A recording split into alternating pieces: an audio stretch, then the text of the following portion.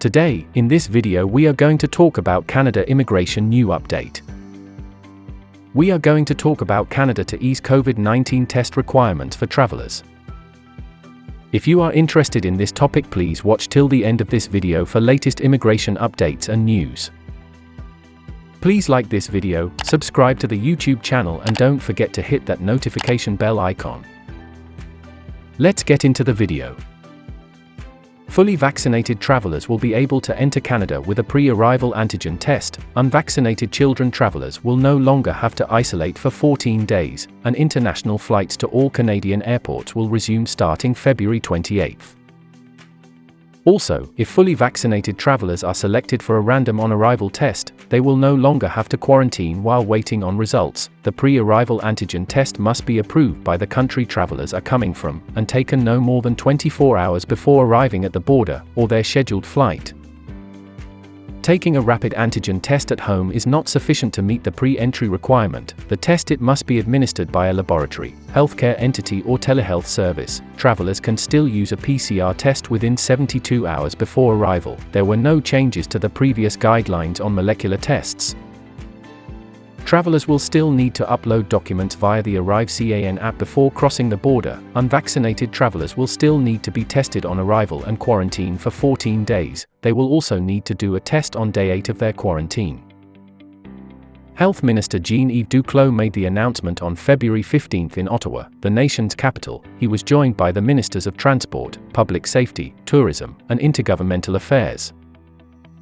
Travel Minister Omar Alghabra announced that international flights to all Canadian airports will resume at the end of the month. The notice to airmen that restricts international flights will expire at 4 p.m. Eastern Time, according to reports. Canada will adjust its travel advisory from a Level 3 to a Level 2. This means the government will no longer recommend that Canadians avoid travel for non-essential purposes. However, the minister still urged Canadians to understand the risks associated with international travel during the pandemic. Duclos said these measures are transitory, and may be adjusted as the COVID-19 situation changes. He suggested that if hospitalization rates decline in the near future, further easing of restrictions may follow. Reduction of border measures anticipated. The Health Minister had signalled last week that changes were forthcoming, as Canada's Chief Public Health Officer, Dr. Theresa Tam, said the country is seeking more sustainable plans to manage COVID-19. Travelers to Canada currently must be fully vaccinated, with few exceptions. Unvaccinated travelers must quarantine. Vaccinated travelers need a pre-arrival COVID-19 PCR test taken at least 72 hours before crossing the border, and may be subject to a random on-arrival test. Duclos said last week the worst of the Omicron wave is now behind Canada, and the government will continue to adjust measures accordingly. Tam confirmed Canada's travel advisory against international travel is being assessed. Meanwhile, provincial governments are rolling back COVID-19 measures and doing away with vaccine passport requirements. Manitoba plans to lift COVID-19 restrictions by mid-March. Ontario moved up its timeline to lax public health measures. Quebec, Alberta, and Saskatchewan have also announced plans to roll back restrictions. In recent weeks, Canada has also been facing pressure from health experts and the tourism industry to lift the COVID-19 test requirement. Last month, the World Health Organization, WHO, recommended countries lift international travel bans as they do not provide added value and contribute to economic and social stress.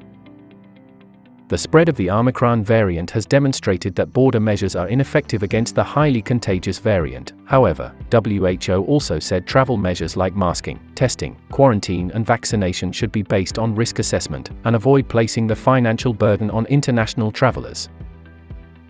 WHO also said countries should not require proof of vaccination against COVID-19 as the only condition permitting international travel, given the limited global access and inequitable distribution of COVID-19 vaccines.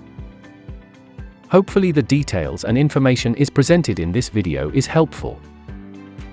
Canada Immigration News Channel will be releasing a new video when new information is available on any of these updates or requirements.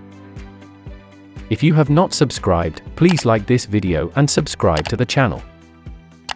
Don't forget to click on that notifications bell icon. See you sooner in next new immigration video.